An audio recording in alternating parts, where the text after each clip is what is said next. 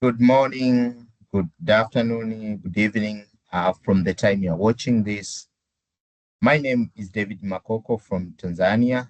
Together with me is Matthew Mulumba, also from Tanzania.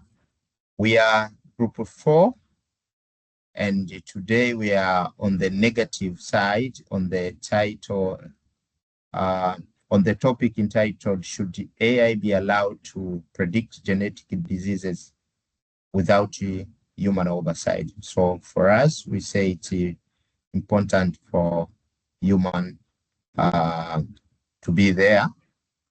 I would now welcome my colleague Matthew to proceed. Okay, thank you very much, Mr. David. And proceeding to the introduction, we say that here we need first to know the general overview of AI. So AI is very much transforming our healthcare field, particularly in genomic and disease prediction. So this led to the rise of debate that should AI be operating without the involvement of human oversight. So for our case here, we are going to argue against that by emphasizing the importance of involving human oversights in predicting genetic disease. Next. So coming to the role of AI in genetic disease prediction, here we first know that AI tool for its operation, it processes a very large scale genomic data for the prediction of diseases. Here we come up with the tools like AlphaFold, which predicts protein structure, which helps in understanding genetic mutation. So general AI helps in diagnosis, in accurate diagnosis, personalized treatment plans, and it accelerates the research in genomics. So here, despite its advantages, AI have some of the limitations with which arises without the involvement of human oversight. Here, one is accuracy concern. So the studies have shown that AI models struggle to identify genetic conditions from patients' description without any human input. So the next is health ethical issues. So we can see that the AI depends on the information that is trained on. So potential bias on AI algorithm can lead to misdiagnosis. Also, AI lacks the transparency in decision-making process. So it does not tell you how the outcome has just evolved. It's just directly you to the outcome without knowing the process behind. Also, AI is not held accountable. So despite any mistake it makes, it cannot be held accountable. So due to this reason, in past healthcare application, biased AI system produces discriminatory outcomes. So this limits the AI. Also, another limitation is privacy and data protection. As we know that genetic data, they are of high sensitive. So misusing them can lead to the great impact. For example, AI models predicting prenatal genetic risk could inadvertently expose families to social bias or legal challenges. Next. So going on to the importance of why should we involve human oversight? One is clinical judgment. So human experts provide contextual understanding of the AI, contextual understanding that AI lacks. So here, based on the experience, human AI provides a great contribution to the outcome, which AI, it lacks that. Also, ethical oversight. So the involvement of human ensures patients' privacy and data security, which addresses the moral implication of genetic prediction. So from here, I'll welcome my fellow Mr. David to proceed on with the list. Thank you so much, Matthew, for such a great presentation. Yes, we can see a study conducted by National Institute of Health using the large language models like ChatGPT and Google, whatever.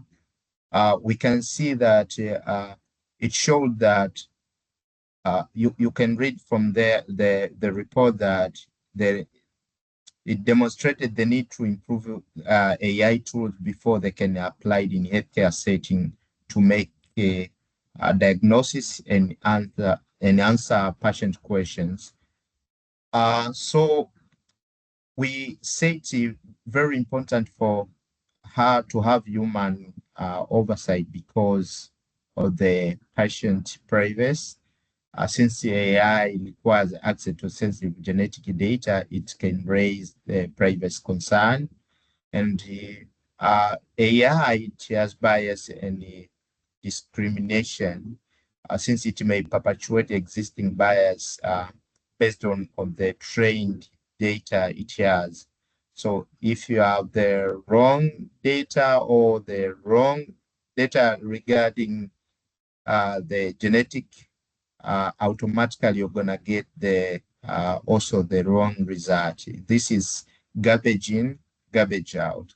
But if you train the AI using the African data, you might find that they are not being applied in the global North data.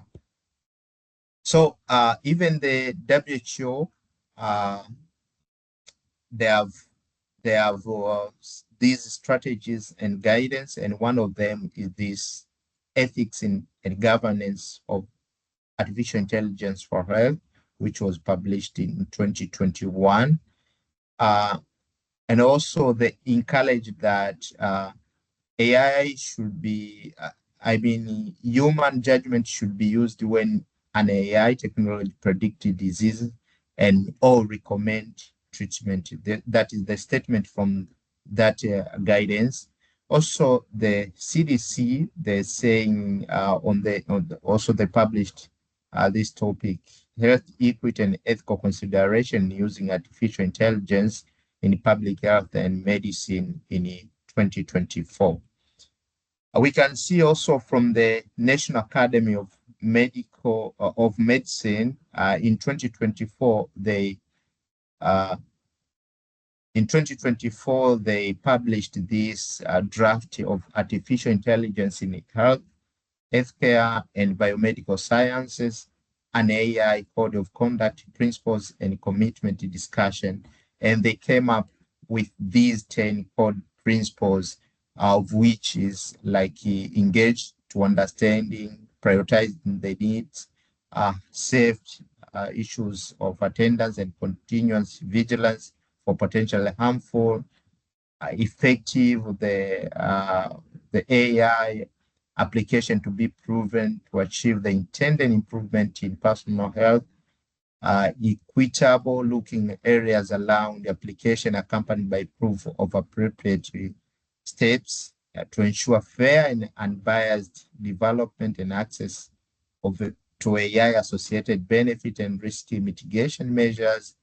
Also, issues around the development and use of AI associated with the reduced cost for health gained in addition to reduction, at least neutral state and adverse impact on the natural environment.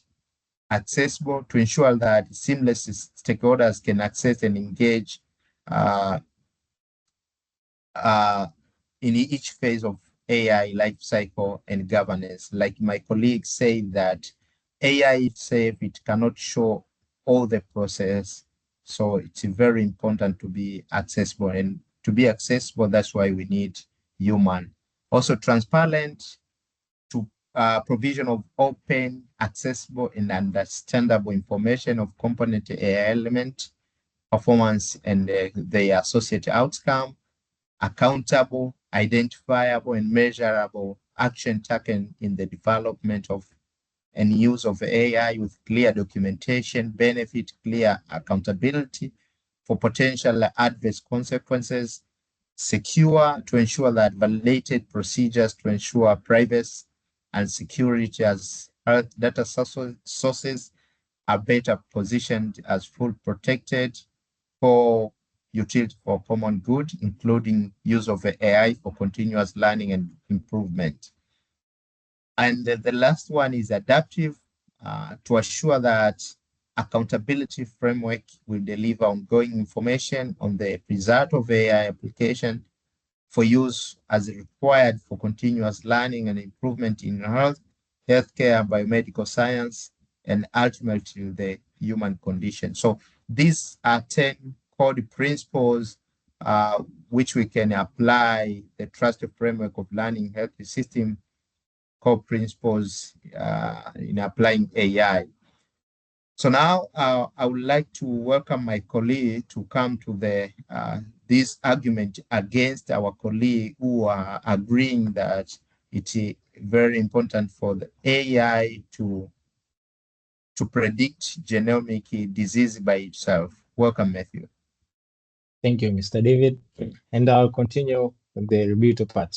So here, other sides, supporting team, they say that AI shows accuracy beyond human capability. Yes, this point is very impressive, as AI prediction and precision, they are very impressive. But here comes an issue where that its accuracy, it's only good as its data it's trained on.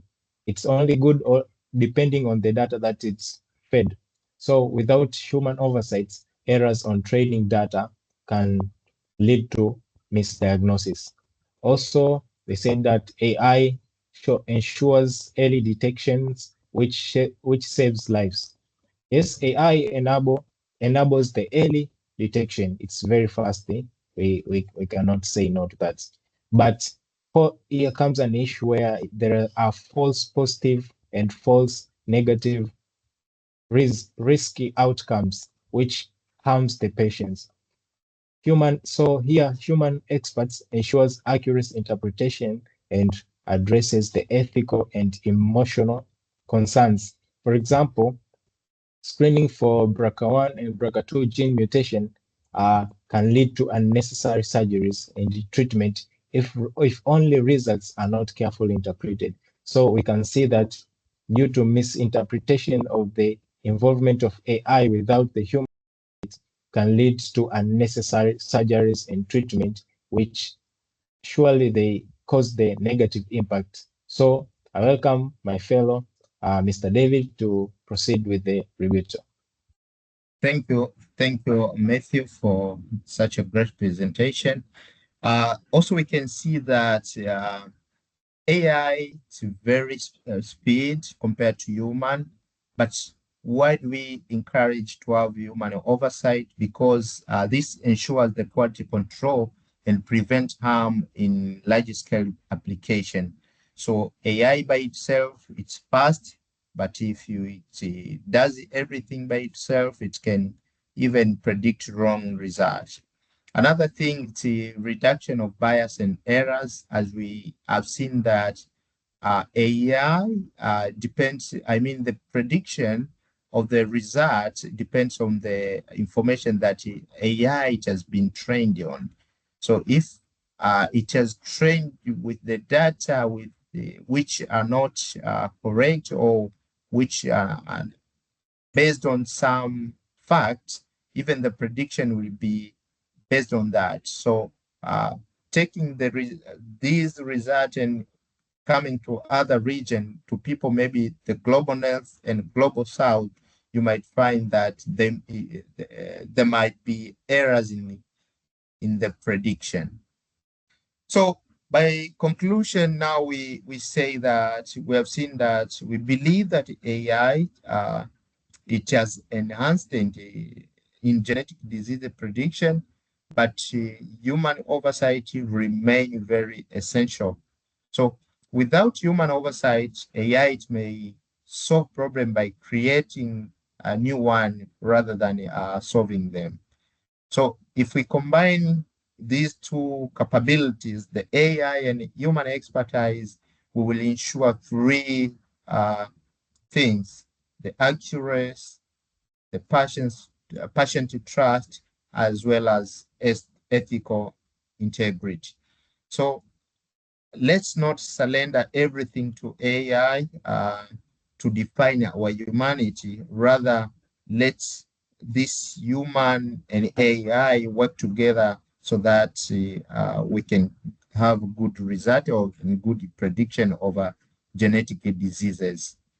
So also, I would like to conclude by this quote from WHO Director, Dr. Tedros, who is saying that AI is already playing a role in diagnosis and clinical care, drug development, disease surveillance, outbreak response, and health system management. The future of healthcare is digital, and we must do what we can to promote universal access to these innovation and prevent them from becoming another driver for inequity. So these are some of the references that we had. Uh, we thank you and we would like to welcome you for discussion. Welcome, Matthew, for anything. Oh, thank you very much, Mr. David, for the great presentation. Yeah, we would like to thank you all for listening, and we expect to hear from you back. Thank you. Thank you so much. And we would like to thank Dr. Wafra from Chairman of PAPERI for this great opportunity to give us this sponsorship for these studies. Thank you.